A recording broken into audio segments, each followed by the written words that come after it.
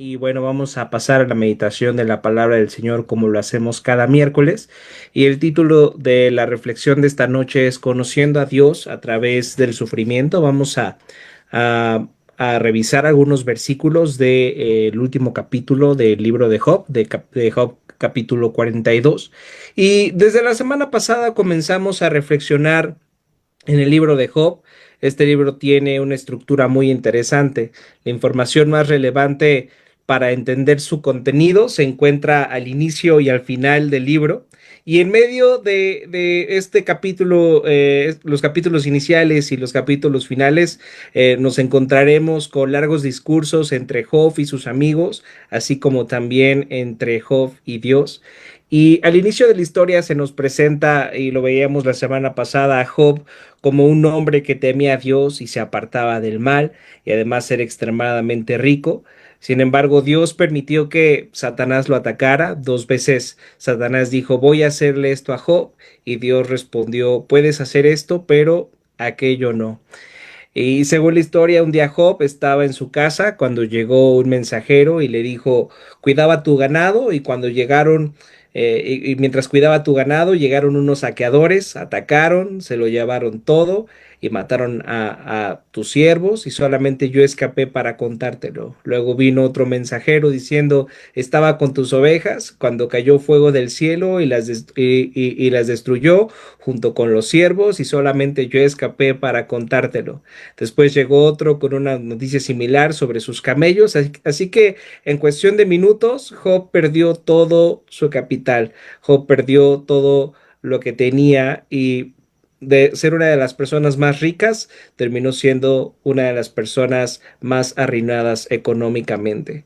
Finalmente, un cuarto siervo llegó con la noticia más devastadora. Tus hijos e hijas estaban reunidos en una casa celebrando cuando un fuerte viento la derrumbó y todos murieron, y solamente yo escapé para contártelo. Ante esto, Job reaccionó de una manera sorprendente. Dice la escritura que rasgó su ropa, se afeitó la cabeza, cayó al suelo y dijo, desnudo salí del vientre de mi madre y desnudo he de partir. El Señor ha dado, el Señor ha quitado, bendito sea el nombre del Señor. Y si la historia hubiera terminado ahí, habría sido muy útil para nosotros, pero no tanto como lo es realmente, porque luego vino un segundo ataque, donde Satanás golpeó nuevamente a Job, atacando esta vez su salud.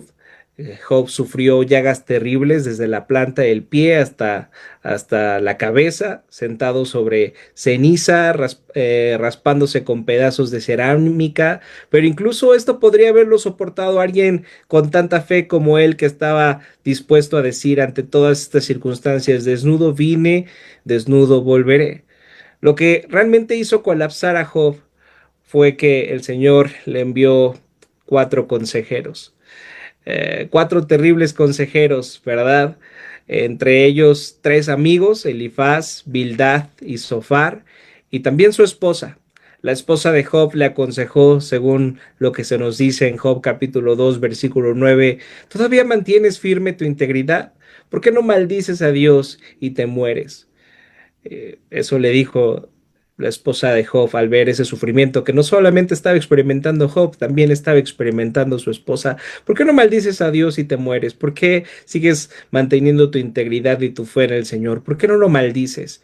Y por otro lado llegaron esos tres amigos, ¿verdad? Entre comillas, y se acercaron para decirle una y otra vez que él debía ser culpable de algún pecado secreto. Por ejemplo, Elifaz dijo claramente, nunca he visto a un inocente sufrir así, así que debes de haber hecho algo malo, Job. Arrepiéntete, seguramente tienes un pecado por ahí oculto. Entonces, Job se va envuelto en una larga discusión, se ve envuelto en una larga discusión con estos consejeros, estos amigos, estos miserables consejeros, como él mismo los llama. Y a partir del capítulo 3 hasta el capítulo 30 encontramos un doloroso intercambio de acusaciones entre Job y estos consejeros. Pero en esos capítulos Job continuamente repite dos cosas. Primero, expresa un profundo dolor, incluso diciendo que maldito el día en que fui concebido. Maldito sea el día en que se anunció ha nacido un niño.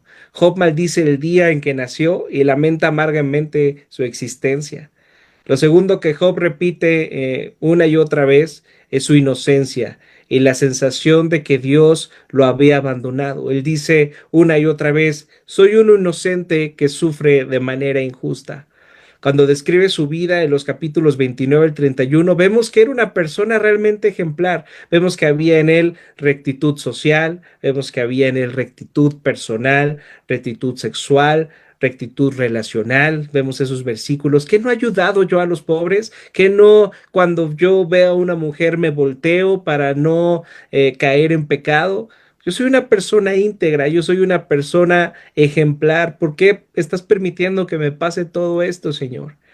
Y en su desesperación, Job también declara que Dios no quiere hablar con él. Incluso en Job capítulo 23 expresa, si supiera dónde encontrar a Dios, si supiera llegar hasta su morada, expondría ante él mi caso, llenaría mi boca de argumentos, me enteraría de cómo, me respondería y entendería lo que me dijera. Así las dos grandes afirmaciones de Job en en todo lo que podemos ver en el libro son claras. Soy un inocente que sufre y Dios se ha olvidado de mí. ¿Te has sentido así, experimentando dolor y sufrimiento en este mundo? Que eres un inocente que está sufriendo de manera injusta y que en medio de ese sufrimiento Dios se ha olvidado de ti, Dios te ha dado la espalda. Es común experimentar estas dos cosas cuando estamos en medio del sufrimiento. La pregunta clara es, ¿por qué yo? ¿Por qué a mí? ¿Por qué me suceden a mí estas cosas? ¿Y por qué Dios no está cerca de mí? ¿Por qué estás enojado conmigo? ¿Por qué te has olvidado de mí? Y estas preguntas nos llevan a considerar claramente cómo podemos concebir a Dios en medio del sufrimiento.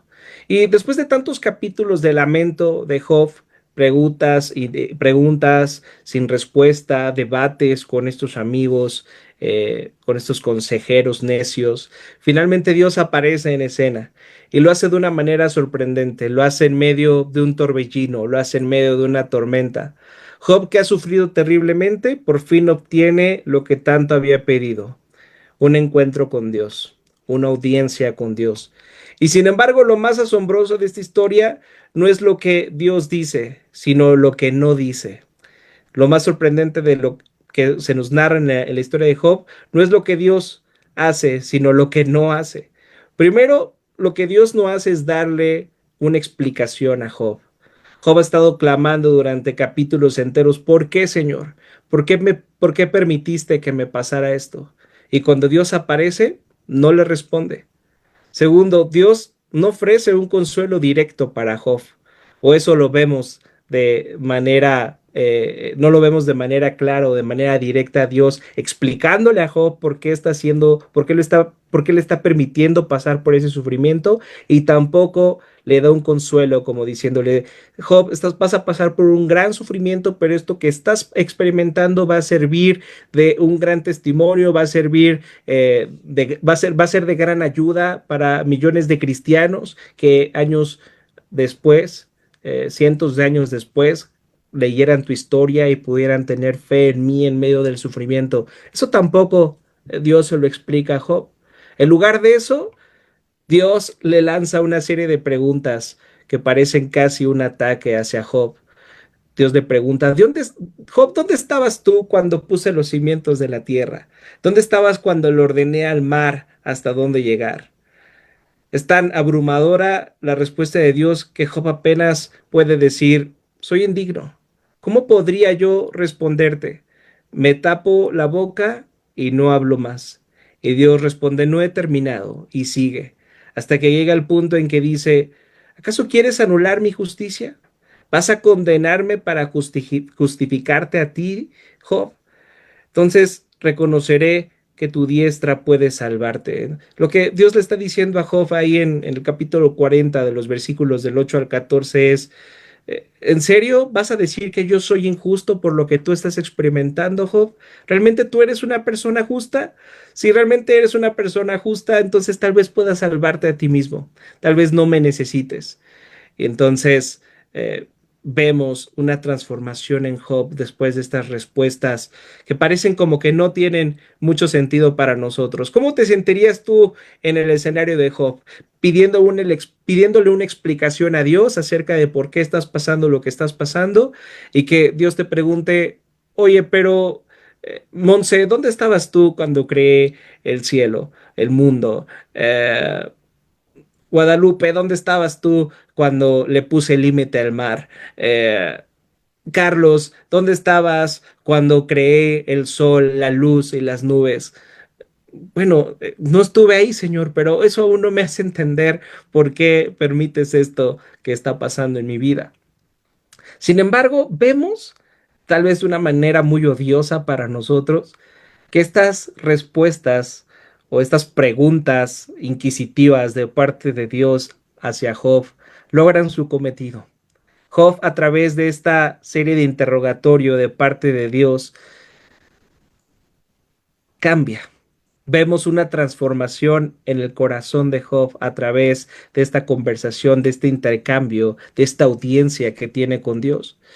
Eh, Ahí vemos en el versículo 2, del versículo 2 al versículo 6 de Job 42. Yo sé bien que tú lo puedes todo, Señor, que no es posible frustrar ninguno de tus planes. Reconozco que he hablado de cosas que no alcanzo a comprender, de cosas demasiado maravillosas que me son desconocidas.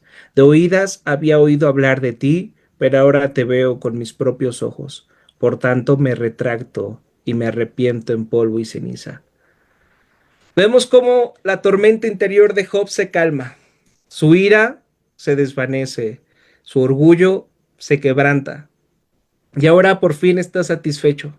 Ahora por fin está transformado. Tal vez no entiende completamente por qué Dios está permitiendo lo que está pasando en su vida, pero entiende algo fundamental que tú y yo tenemos que entender en medio del sufrimiento y el dolor, que Dios está en control y no él, que Dios está en control y no tú, que Dios está en control y no yo. Esto es algo que tenemos que entender y que es fundamental para poder lograr salir con la cabeza en alto en medio del sufrimiento, en medio del dolor, para poder permanecer en la fe en Dios y en Cristo en medio del dolor y el sufrimiento, que Dios está en control. Dice Job estas palabras que son increíbles. De oídas había oído hablar de ti, Señor, pero ahora te veo con mis propios ojos. En el capítulo 1 del libro de Job, vemos que Job era una persona muy religiosa. Incluso se nos dice ahí en los primeros versículos que había hecho sacrificios por sus hijos, por si habían pecado de alguna manera. ¿Se dan cuenta? Tenía un conocimiento Job acerca de Dios, pero era un conocimiento muy religioso. Decía, si mis hijos han pecado de alguna manera, entonces Dios los va a castigar. Así que mejor yo hago sacrificios en lugar de ellos para que Dios no los castigue y los perdone si algo han hecho mal.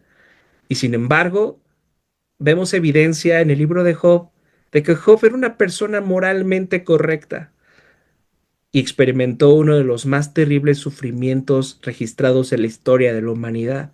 Esto nos dice algo muy importante. Esto nos dice que este mundo no funciona como debería de funcionar. Este mundo no funciona como nuestra inteligencia y nuestra sabiduría nos dictan que debería de funcionar. ¿Qué es lo que pensamos en este mundo? Si nos portamos bien, entonces ¿qué? Entonces Dios me tiene que bendecir. Entonces me tiene que ir bien. Incluso si tú no eres cristiano, piensas esto. Si me porto bien, entonces el karma me tiene que favorecer. Y si me porto mal, entonces el karma va a ser de las suyas y me va a ir mal. Sin embargo, así no funcionan las cosas. En este mundo quebrantado por el pecado, por la maldad, tú puedes ser una persona correcta, tú puedes ser una persona muy religiosa y aún así puede ser que te acontezcan cosas malas, cosas que no te gustaría que te pasaran. Sin embargo, la, marav- la, la maravillosa enseñanza que tenemos en el libro de Job es cómo Dios utiliza incluso estas circunstancias adversas que no nos gustan para que podamos conocerlo a Él y podamos declararle, igual que Job, De oídas había oído hablar de ti, Señor, pero ahora te veo con mis propios ojos. ¿Cómo es que Job llegó a esto? Vamos a analizar un poco más acerca de lo que está sucediendo en estos versículos. Fíjense, después de que Job dice estas palabras, Dios hace algo inesperado y se dirige a los amigos de Job, estos consejeros odiosos que lo habían estado molestando en la mayoría de los capítulos del libro de Job, y les dice esto Dios a estas personas: estoy muy enojado contigo y con tus dos amigos, porque a diferencia de mi siervo Job, lo que ustedes han hablado de mí no es verdad. Mi siervo Job orará por ustedes y yo atenderé su oración y no los haré quedar en vergüenza. Y esto es muy interesante porque vemos a lo largo de estos capítulos a Job hablando con rabia, pensando que Dios era injusto, en medio de una gran desesperación. Sin embargo, Dios dice: Job tenía razón en todo lo que dijo y ustedes no. Ustedes no tienen la razón en pensar que Job tenía por ahí eh, algo de lo que arrepentirse y por eso le estaba yendo mal. Seguramente sí, tenía algo de qué arrepentirse Job, pero eso no es la razón por lo que estaba pasando esta situación. Así que todo lo que ustedes han hablado es como piensa el mundo. Si me porto bien, entonces me tiene que ir bien. Y si me está yendo mal, entonces significa que me estoy portando mal y entonces tengo que arrepentirme de mi pecado. Si alguien se acerca a ti y estás enfermo y te dice, seguramente tienes un pecado por ahí oculto, ¿sabes lo que le tienes que responder a esa persona? Le tienes que responder: sí, tengo muchos pecados ocultos. No es la razón de nuestro pecado y de nuestra maldad por la cual experimentamos las cosas que estamos experimentando. Y Dios le dice a Job: tú tenías razón, a pesar de que estabas haciendo todas estas preguntas, a pesar de que no entendías por qué estaba pasando esto y te atreviste a maldecir el día de tu nacimiento, tú tenías razón y ellos no. Aquí está el punto de por qué Job tenía la razón y sus amigos no. Esto es porque Job nunca dejó de hablar con Dios. Job nunca se alejó, nunca se volvió indiferente. Job habló con honestidad, incluso con dolor, pero lo hizo en oración. Esto es algo increíble acerca del libro de Job porque significa que Dios permite que nosotros vengamos con preguntas a Él en medio del dolor, en medio del sufrimiento. Dios acepta que tú y yo vengamos ante Él sin entenderlo todo, incluso tal vez estando enojados porque no entendemos por qué Él está permitiendo lo que está permitiendo, incluso en medio del sufrimiento, en medio del dolor, pero quiere que estemos cerca de Él. Eso nos explica, esto es algo increíble que nos explica el libro de Job.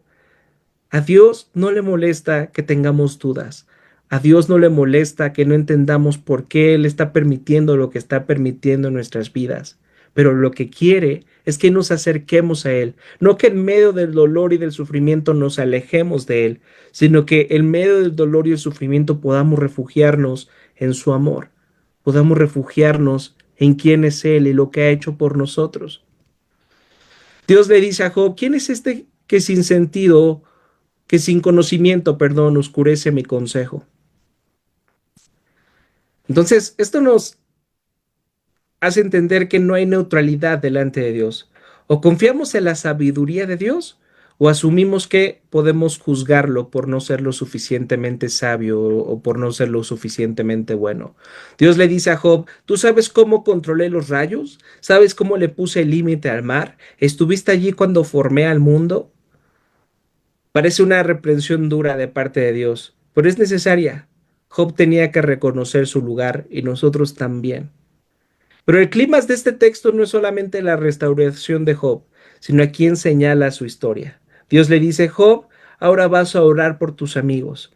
Job, ahora vas a interceder por esas personas que te estaban haciendo mal, que te estaban burlando de ti, que te estaban juzgando. Pero ¿sabes qué, Job? No quiero que te vengues de ellos.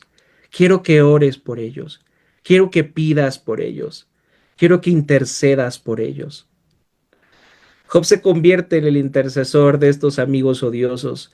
Y esto nos lleva a preguntarnos: ¿a quién apuntaba Job? ¿Hacia quién nos apunta el libro de Job? Job dijo, soy inocente y estoy sufriendo injustamente. Pero eso no era completamente cierto, porque tú y yo sabemos que solamente ha habido una persona en este mundo que verdaderamente fue inocente y que verdaderamente sufrió injustamente y que fue separado de Dios por completo.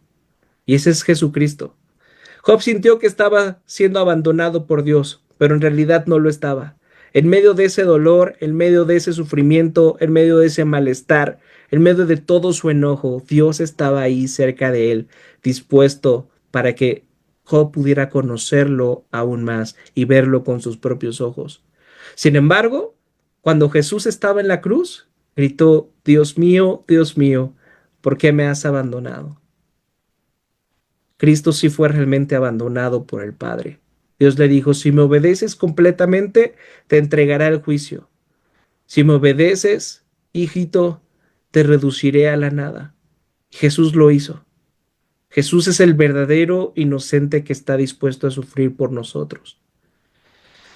¿Sabes por qué nos cuesta tanto sufrir? Porque en el fondo seguimos creyendo la mentira de Satanás, que Dios no nos ama de verdad y que por eso nos está haciendo experimentar el dolor y el sufrimiento.